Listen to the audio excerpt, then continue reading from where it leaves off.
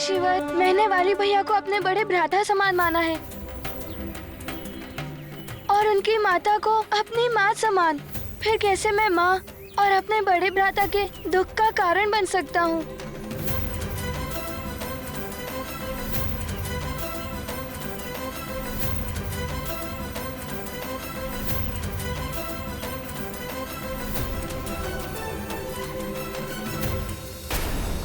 तुम कोई साधारण बालक नहीं हो सकते। कौन हो तुम वत्स? भगवान विष्णु के इस राम अवतार के साथ साथ मेरा अंश इस वानर कुल में उत्तम वानर हनुमान बनकर जन्म लेगा।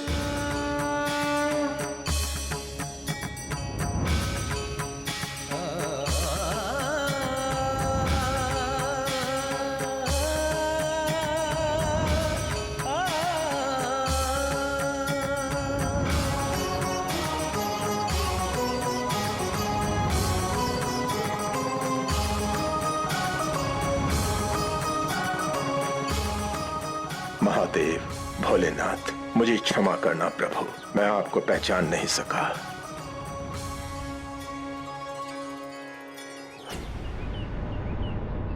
ये मैं क्या करने जा रहा था? और ये जल?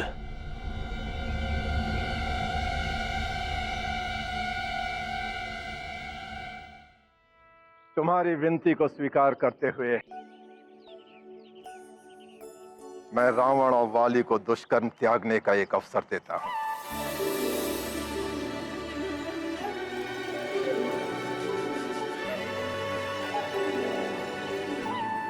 किंतु यदि उन्होंने पुनः तुम्हारे विरुद्ध कोई कृत्य किया तो उन्हें दुर्वासा के कोप का सामना करना पड़ेगा।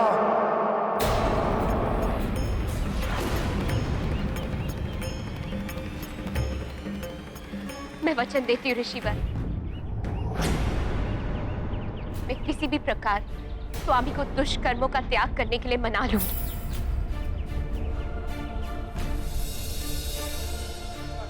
स्मरण रहे, रावण को जीवन दान हनुमान की विनती से प्राप्त हुआ है।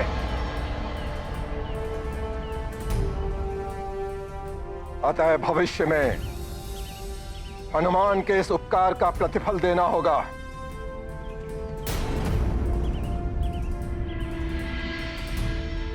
मैं भविष्य में हनुमान को कभी भी इस उपकार का प्रतिफल देने का वचन दूंगी। देवी मंदोदरी का यही वचन भविष्य में बहुत उपयोगी सिद्ध होगा।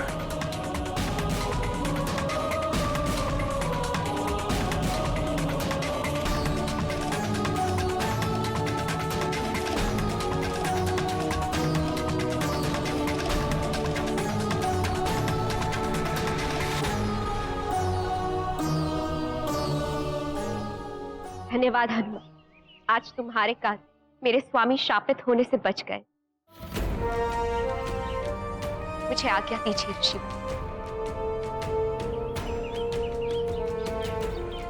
प्रणाम ऋषि।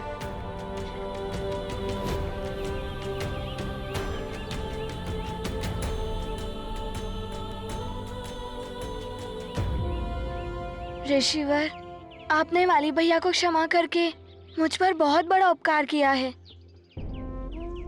आपको कोटि कोटि धन्यवाद।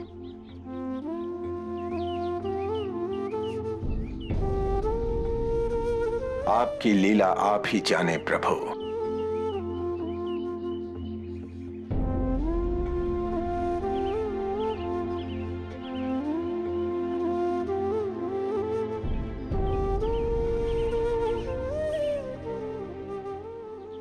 ये क्या?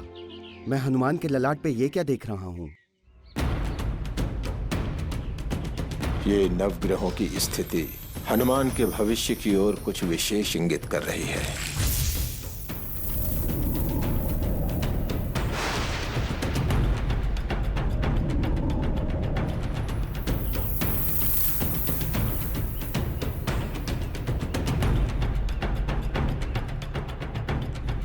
हनुमान! मैं तुम्हें श्राप देता हूं कि तुम अपनी सारी बल विद्या भूल जाओगे।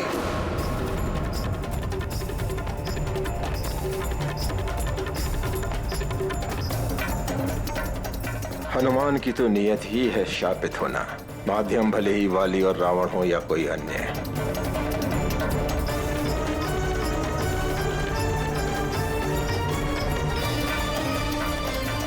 हनुमान तभी तक बचा रह सकता है जब तक कोई भूल नहीं करता, किंतु नियति है तो किसी न किसी माध्यम से भूल होकर ही रहेगी।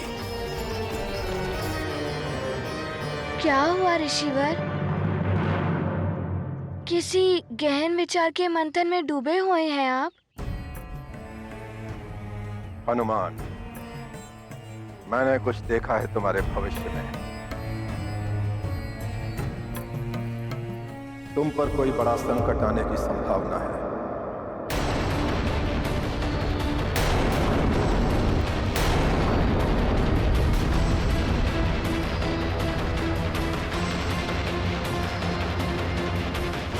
अतः तुम्हें सावधान रहना होगा। न जाने मेरे पुत्र हनुमान को कब संकटों से मुक्ति मिलेगी और ये अन्य बालकों की भांति जीवन जी सकेगा। ऋषिवर, सबसे बड़ी शक्ति माता पिता का आशीर्वाद ही होता है। मेरी माँ, पिताश्री एवं गुरुजनों का आशीर्वाद साथ रहे तो किसी भी संकट से भयभीत होने की कोई आवश्यकता नहीं।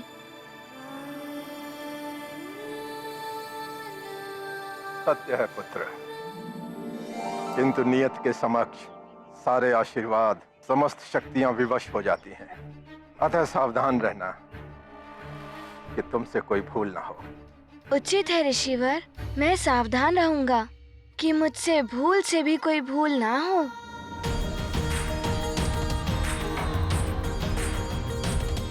परंतु ऋषिवर, आप कब तक अपनी अंजलि में ये जल रखेंगे?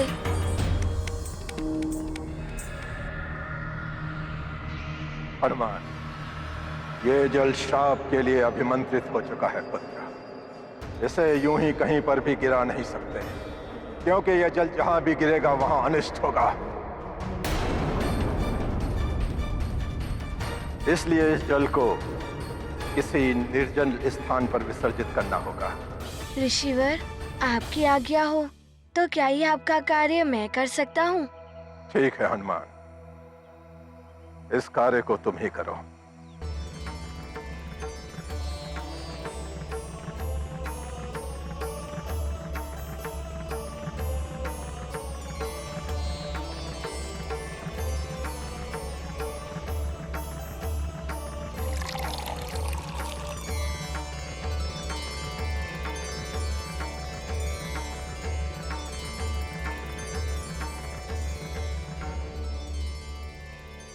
अवश्य ऋषिवर, प्रणाम।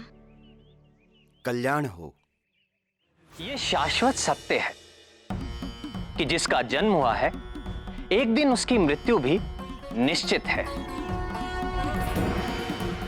किंतु फिर भी मृत्यु कोई नहीं चाहता। रावण को भी मृत्यु का भय था, इसीलिए हनुमान के जन्म से ही उसने हनुमान को मारने के षड्यंत्र रचने आरंभ कर दिए थे। किंतु ऋषि दुर्वासा की चेतावनी के पश्चात रावण ये समझ गया था कि यदि अब उसने हनुमान के विरुद्ध कुछ किया तो उसे ऋषि दुर्वासा के कोप का सामना करना होगा। किंतु उसकी अमर होने की इच्छा अब भी बलवती थी, और अमर होने का एक साधन है अमृत की प्राप्ति। अतः पत्नी मंदोदरी, माता कैकसी एवं पिता विश्रवा के समझाने पर उसने अमृत प्राप्ति के लिए तप करने का निश्चय करके वन की ओर प्रस्थान किया। किंतु द्वारकाधीश, वाली का क्या हुआ? क्या किया उसने? महाहठी वाली जब स्थिति की गंभीरता को ना समझकर अपनी हठ पर अड़ा रहा तो स्वयं उसकी माता उसे श्राप देने को तत्पर हो उठी।